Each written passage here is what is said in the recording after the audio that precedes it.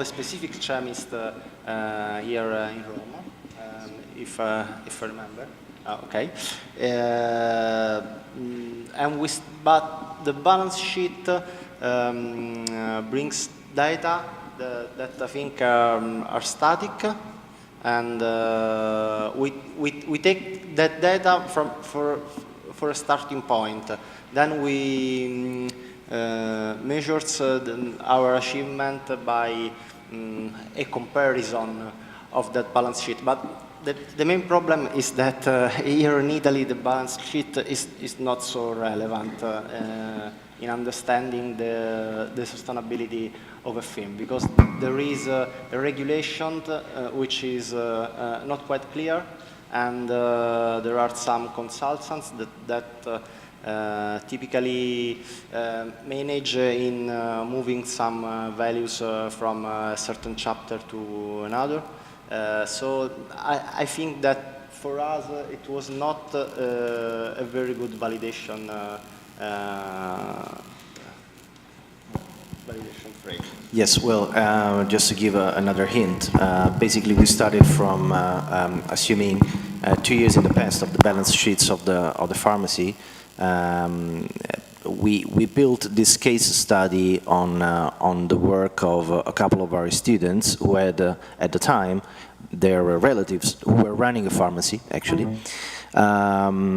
Of course, we tried to understand what was the data into the balance sheets of the pharmacy during the last 2 years, and of course we were also observing during the time of their dissertation what were the data. So we were basically concerned about first understanding how things were moving around in terms of inventory, and financially speaking, we mainly relied on the data from the balance sheets, which, as Riccardo said, were a little bit probably biased, but all the same, it gave us a pretty good understanding of how things were moving around, and of course, we don't know if the model was, after they implemented it, for the future simulations was pretty close to what was the further development. So, but it was for the time of the observation, at least. And another question. Has the model been applied to real cases? Real situations? Yes, of course, and the results that are presented in the presentation relate with a real case, and I think that we should implement this kind of model and the decision support system in. I think in more cases, and analyzing more chemist shop, because we had the opportunity to work with one chemist shop, with, of course, is a great chemist shop, has a good managerial culture. So a lot of policies were implemented. The chemist itself was very, I think, open to this kind, to this technology. But of course, maybe we need more cases in order to validate, the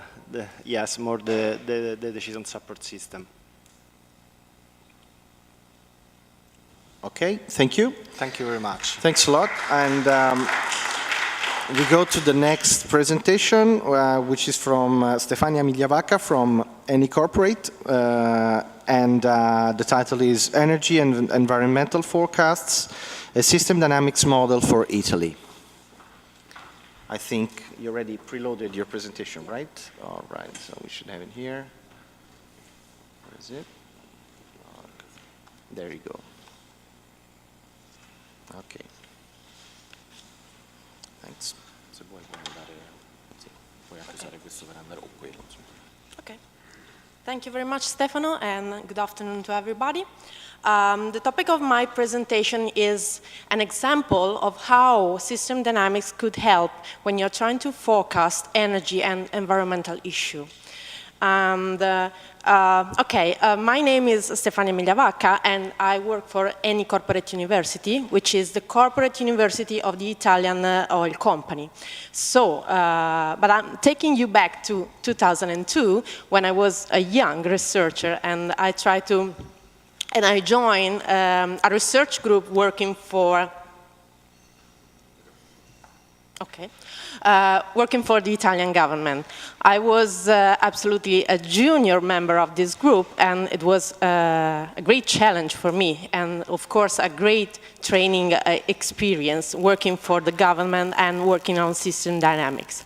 2002 was a great opportunity for Italy about Kyoto Protocol, because in 2002, the Italian government issued a Law 39 trying to enforce the European Directive for the Promotion of Renewables Energy.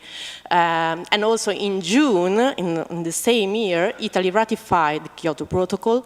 And as a consequence of this, in October, the government issued the third national communication under the UNFCCC. And then in December, the new CHIP resolution. And those last two documents were based on a system dynamic model called CHEPRIG, which is not a nice name, but stands for, 1 minute, Calculation of Emission and Policies for the Reduction of Italian Greenhouse Gases. It was a system dynamic approach model. It was extremely flexible, and it was following a bottom-up approach. So starting from subsector, trying to build up the total greenhouse gases amount for Italy. And of course, the target was to forecast Italian energy consumption and, of course, greenhouse gases emission from year 2000 to 2020, even if the first commitment period was, for the Kyoto Protocol was 2008-2012. And as a consequence, the second target was to provide a framework for the assessment of alternative emission reduction paths. This model was made up of 3 blocks. The first was the energy sector, the second was the industrial sector, and the third was the transportation sector. I can talk in details about the industrial sector because I work on it, but you can find some details about also the energy and the transportation sectors.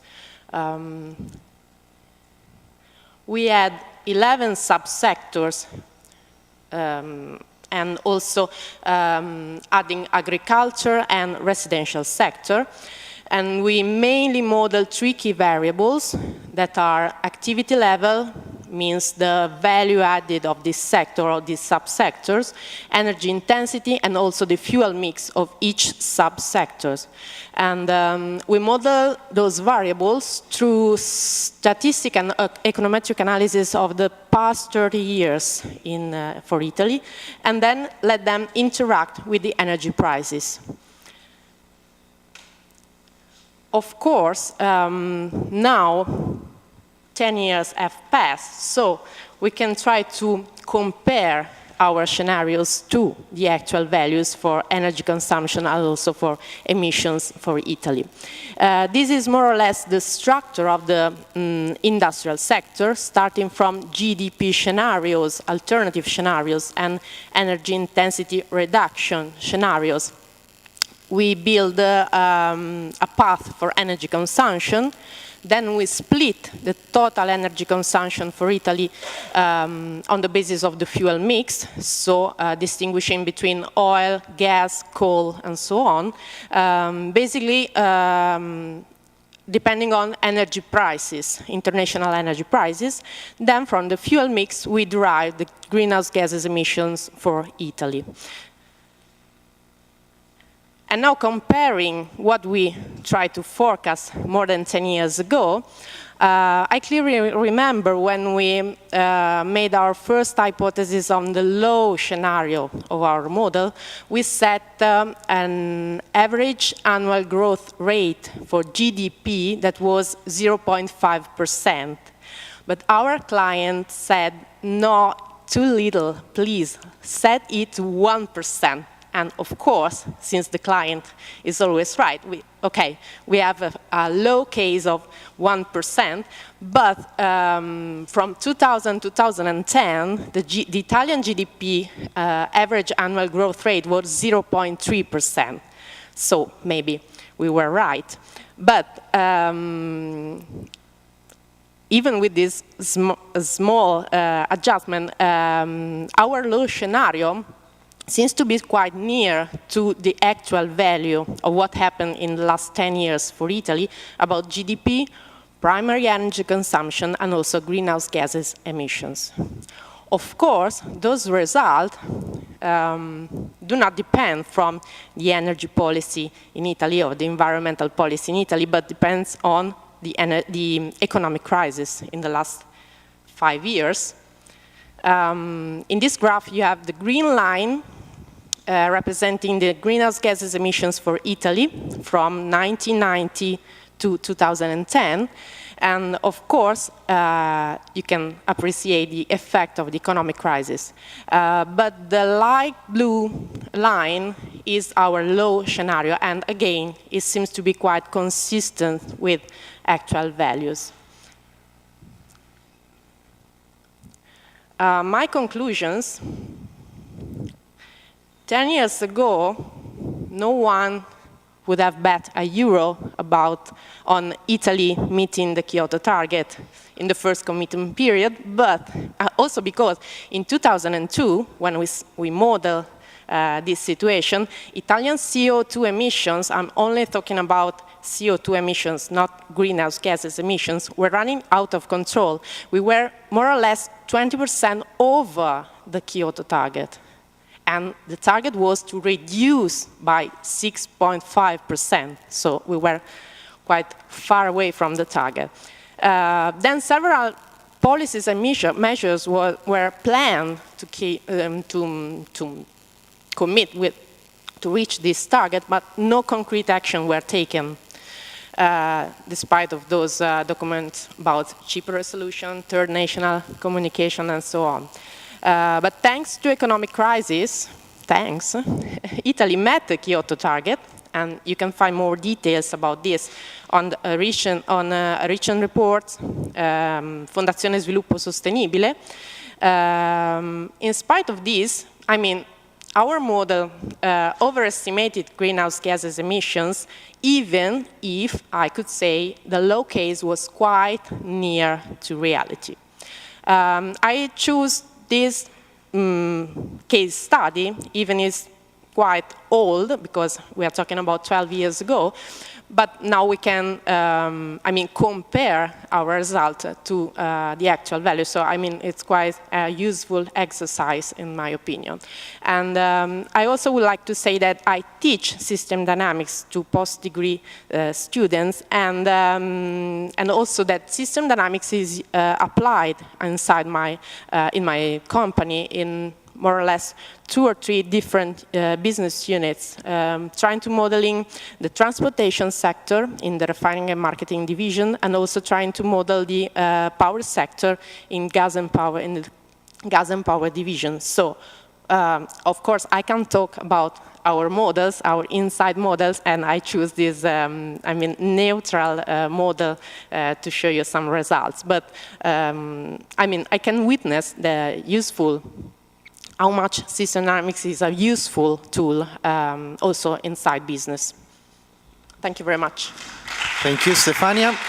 Oh, I didn't even show her the 5 minutes sheet, so thank you very much. I don't know if there are, we're for sure we have space for a couple of questions. It would be nice to know how you got the agreement with the man over there to have the crisis. I was not interested. I'm quite an environmentalist girl, I think, but no one could forecast what happens in 2007. So normally when you model environmental and energy issue, you know that it depends from GDP, population, and energy consumption.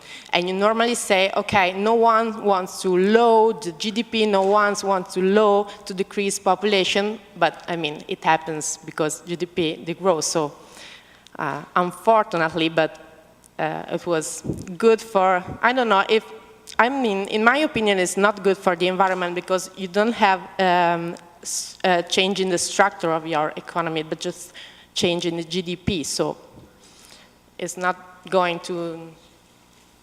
Okay, thank you. One more.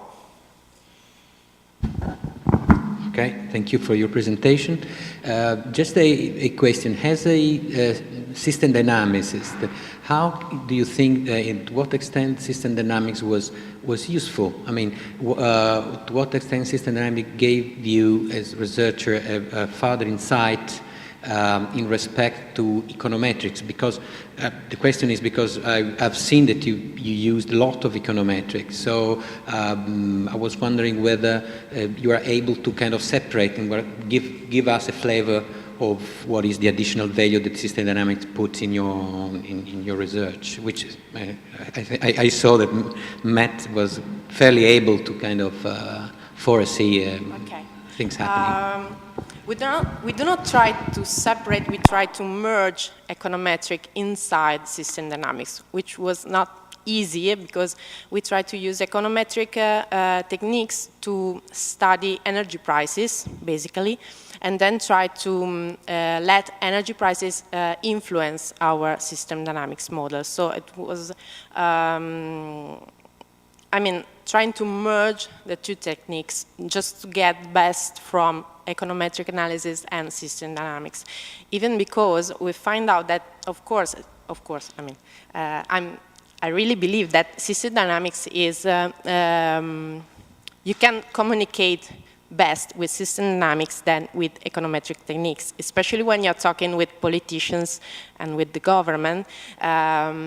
People are not so expert in econometric techniques. So when you're showing stocks and flows, it's a little bit easier to talk together and to understand what you're explaining than showing econometrics techniques and models. So we try to get the best from those two instruments.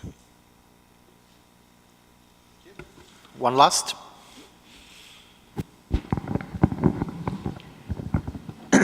Very nice presentation.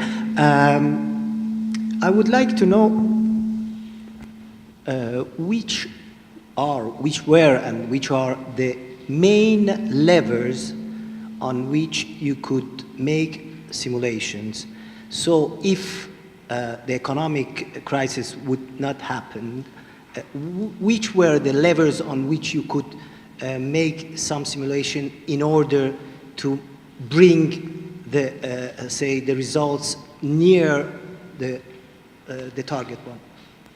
Yes, I forgot to mention that the base case for this model estimated a surplus in greenhouse gases emission with reference to the target of more or less 93 million tons of CO2 equivalent, which is a lot. And, but also we have a list of further policies and measures that government could choose to add to the program, to the cheaper solution, in order to scale down this surplus. So we made a list of real policy and measures that the Italian government could choose to implement just to scale down this, this surplus. No, we didn't indicate priorities because, of course, it's a policy issue. We can't. But we, for example, we did a lot of interviews with technicians from each subsector. I'm talking about industry again, industrial sector, because it was the one I work with, so we could list policies and measures. Then the priority list, I think, is political issue. But again, none of those actions were taken in 2002. So the final result is completely depending on the economic crisis. Thank you. All right, so thanks, Stefania. Thank you for your presentation. So we have the last presentation for this session, and thanks to Stefania, we have recovered some minutes. And the next presentation is from Anna Cagliano from the Politecnico di Torino, and she will tell us about applying system dynamics to study the diffusion of a mobile application supporting city logistics. So just a second.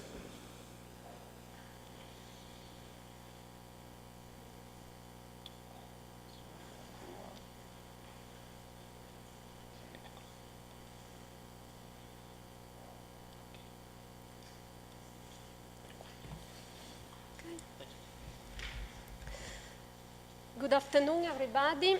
Thanks, Stefano. Today I will introduce you to a system dynamics model that analyzes the diffusion of a mobile application supporting supply chain management in urban contexts. The work is co-authored by Professors De Marco and Raffaele.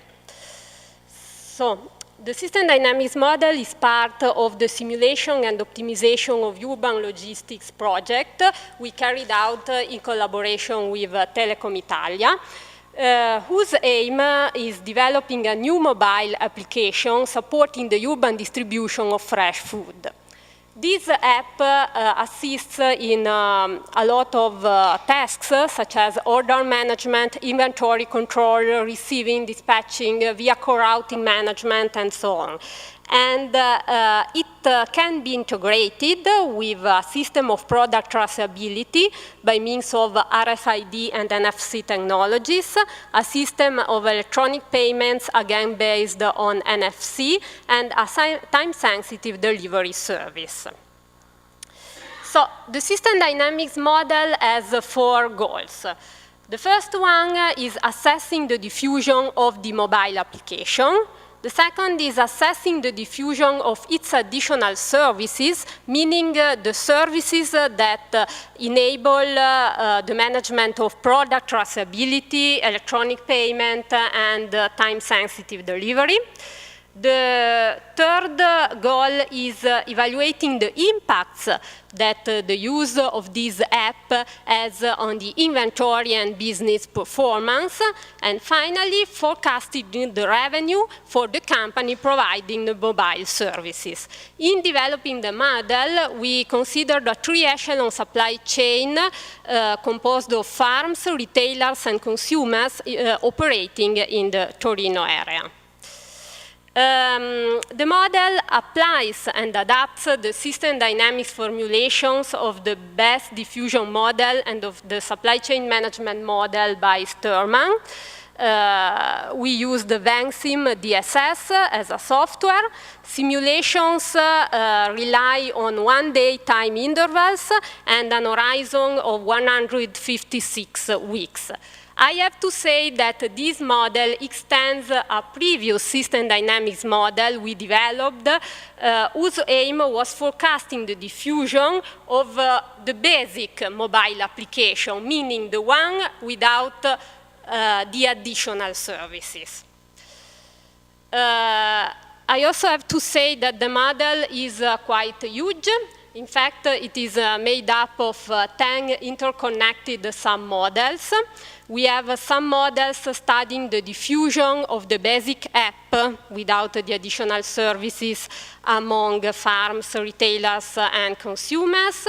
We have a couple of submodels dealing with the dynamics of inventory and of user satisfaction with the app and its additional services. Other 2 submodels deals with the adoption of the service managing product traceability. And then we have, of course, some models about the diffusion of the electronic payment systems and the time-sensitive delivery service. Finally, we have a submodel dealing with the revenue for the service provider. the red blocks show the part that we added to the previous system dynamics model. So the overall behavior of the system is ruled by some feedback loops. I'm going to show you 3 examples, and I'm focusing on the first one, the receiving loop. The receiving loop says that if the number of retailers in this case, but the same holds for farms, for example. However, it's the number of retailers adopting the service based on NFC and RFID to support product traceability. If the number of these retailers increases, of course, we have an increased level of real-time information in our supply chain. And this allows retailers to save time in some of their warehousing activities. For example, they can speed up the task of receiving goods at the warehouse. If you save time, for example, in receiving goods, that means that you have more time to perform the other warehouse activities. For example, order processing. So if you have more time to process orders, you will fulfill orders more quickly. That means that you will increase your shipment rate, and the consumer will see their orders be fulfilled in a shorter time. So consumer satisfaction increases, and through word of mouth, consumers will stimulate other retailers to adopt, first of all, the basic app that enables having the additional services. And so the number of retailers adopting the basic app increases. But after that, the more the retailers adopting the basic app, the more the retailers that will adopt also the service for managing product traceability. I'm skipping the other 2 examples of feedback loops just for time reasons. And here, of course, I don't have time to go into the details of the model, but I just want to give you a flavor of the structure of the model. That's why I'm showing here some of the sub-models. This is the sub-model about the diffusion of the mobile application among retailers. This is the dynamics of retailer inventory and how we computed and simulated the consumer satisfaction. This is the adoption of product traceability service, and here we have the adoption of the time-sensitive delivery service by retailers and farms. Okay, coming to the results of this model. As far as the diffusion of the basic app is concerned, we compared 2 scenarios. The blue one is when no other additional services than the mobile application are available. That was basically the original model. And the red one is the diffusion of the basic app when you know that you can integrate it with the added value additional services. Well, the market saturation times are not so different in the 2 scenarios because already when we add just the basic mobile application with no additional services, as you can see, we got quite interesting saturation times in our reference community. So it does not make sense to expect saturation times that are pretty much shorter when you offer also the additional services. Coming to the diffusion of the additional services, their diffusion processes are quite similar to the diffusion process of the basic mobile app. As you can see here, comparing the diffusion of the app among consumers with the diffusion among, again, consumers of the NFC payment integrated into basic app. But what's more important is that the dynamics of the diffusion of the additional services guides the diffusion of the basic mobile app. We simulated some scenarios with different different additional services adoption rate.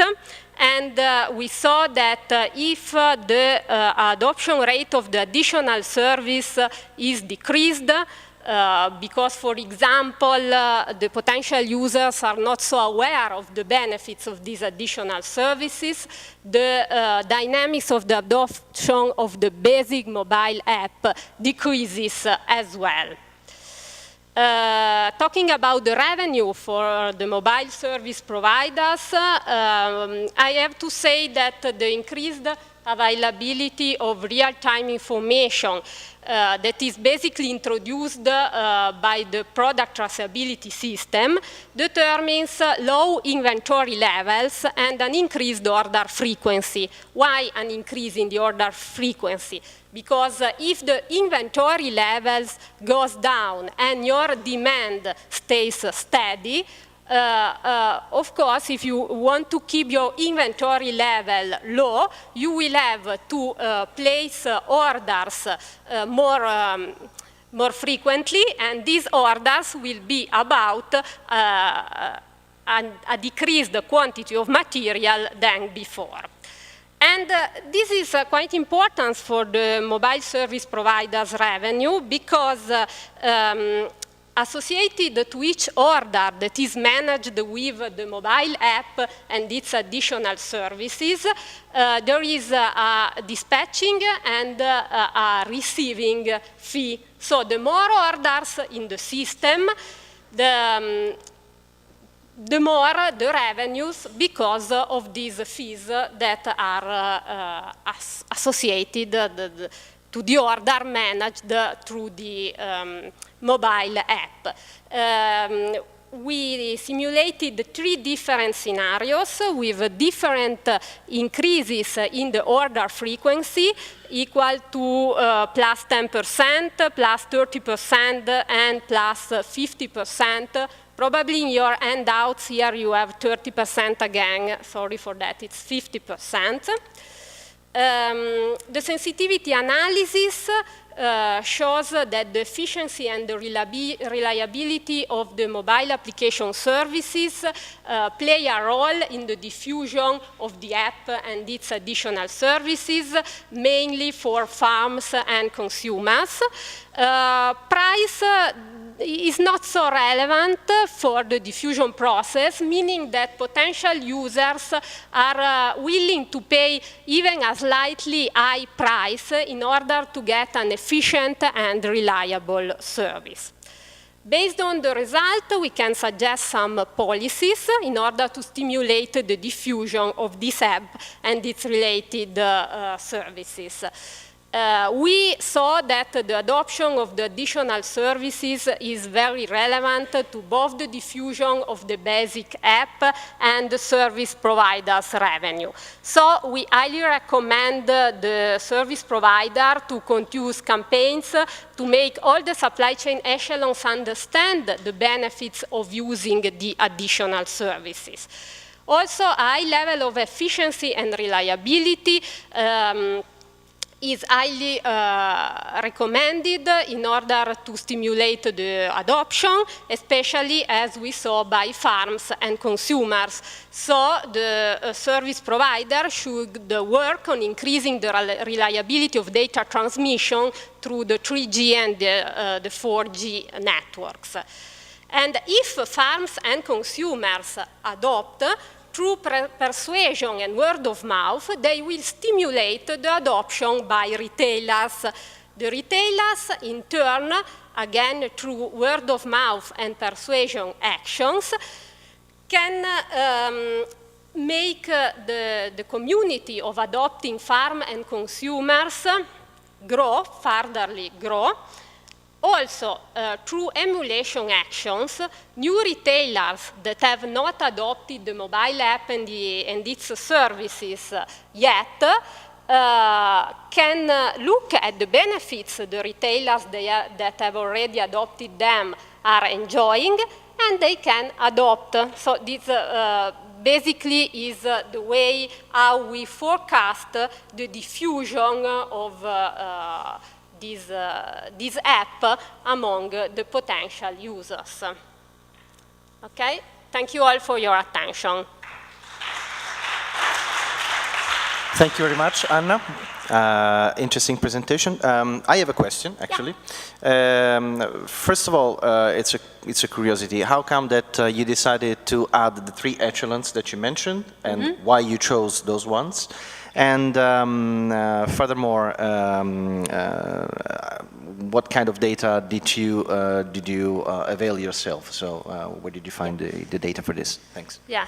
The answer to your first question, we chose the quite simple supply chain because we realized that this problem and this model would be quite complex because we are mixing a diffusion process with a supply chain performance. So together with Telecom Italia, we just chose a 3 echelon, just 3 echelon in our supply chain: farm, retailer, and consumers, because we focused mainly on fruit and vegetables. So that's why we have farm and so on. The second question about the data, we performed interviews to these actors, to the selected actors in the Torino area, asking them about their business processes and about quantitative data in order to enter them in our system dynamics model.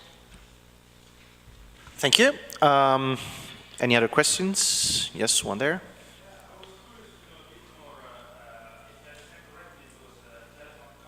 Yeah?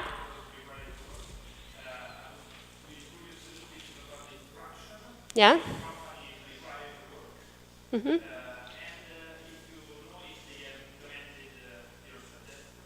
Okay.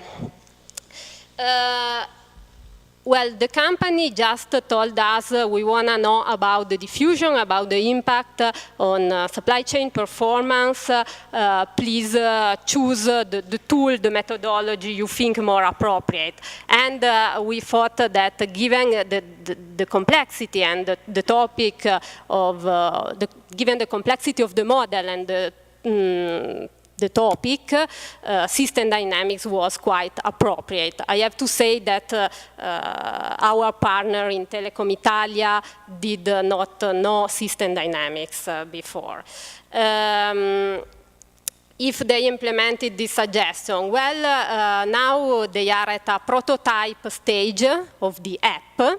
And of course, if I hope they will start selling this kind of mobile service, they for sure will compare the actual results with our forecasts. And of course, I'm quite curious to see what's going to happen. Thank you. One last? Yeah. But, okay. Maybe you can... Mm-hmm.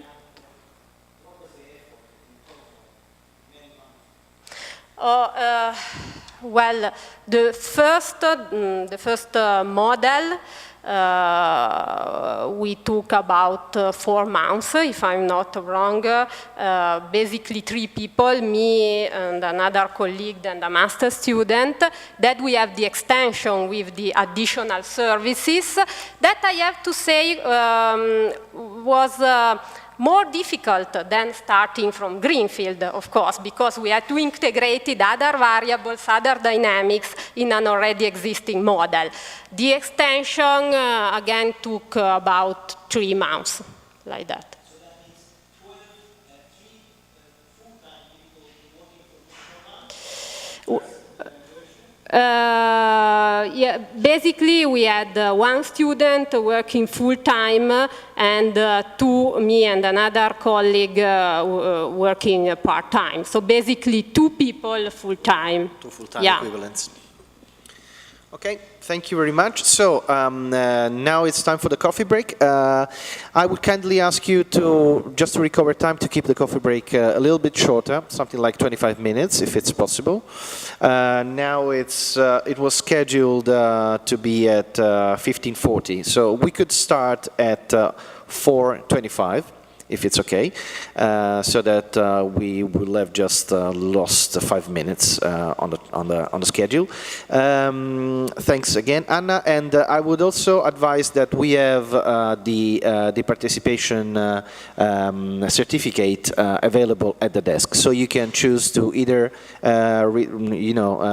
take it now or when you're leaving later on. Okay, thank you, and see you here at 4:25. Thanks.